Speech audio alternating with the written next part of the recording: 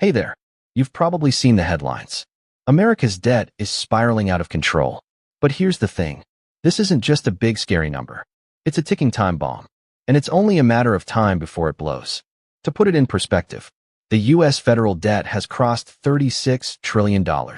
That's more than the entire yearly GDP of India, Germany, the UK, Japan, and even China combined. And it gets worse. During World War II, our debt hit 103% of GDP. Today, we're sitting at over 120%. We've officially passed World War II levels.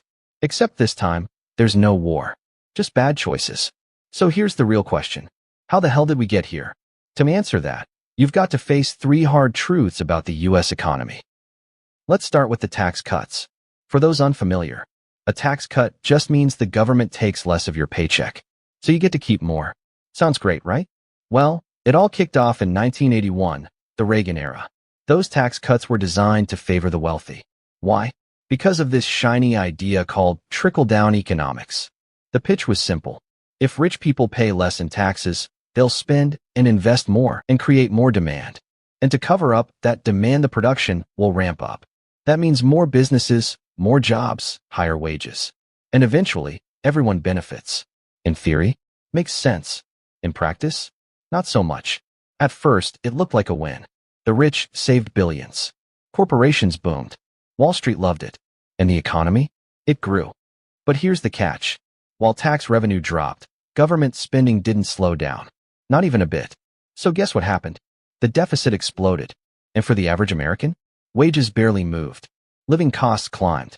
The price of everything, housing, healthcare, college, shot up. Meanwhile, the top 1% was popping champagne, and everyone else was stuck waiting for a trickle that never came. Take a look at this. It's the Gini coefficient, a measure of income inequality. Here, 0 means perfect equality. 1 means total inequality. America's number? It's been climbing for decades. And with this we come to our second problem, the spending spree. Now here's where it really unravels. In just the past year, the U.S. government spent $6.4 trillion.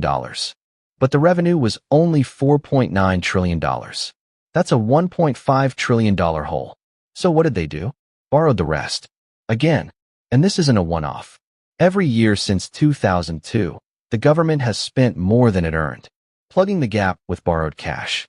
It's like maxing out one credit card, and just to pay off another. Do that long enough, and you end up in the worst trap of all. Truth number 3, the interest trap.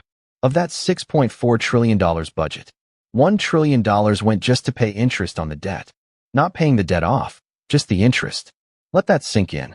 Military spending? $850 billion. Medicare and Medicaid? $600 billion. Education? $110 billion. Interest payments? $1 trillion. Here's how ugly it gets. $2 million every minute. $115 million every hour. Nearly $3 billion a day, just to keep the debt alive. That's more than the GDP of 150-plus countries. And this leads to the loop of ruin. It goes like this. The government spends more than it earns, which creates a deficit. To cover that deficit, the government issues bonds. But now it has to pay interest on those bonds, thus leading to even more increased spending.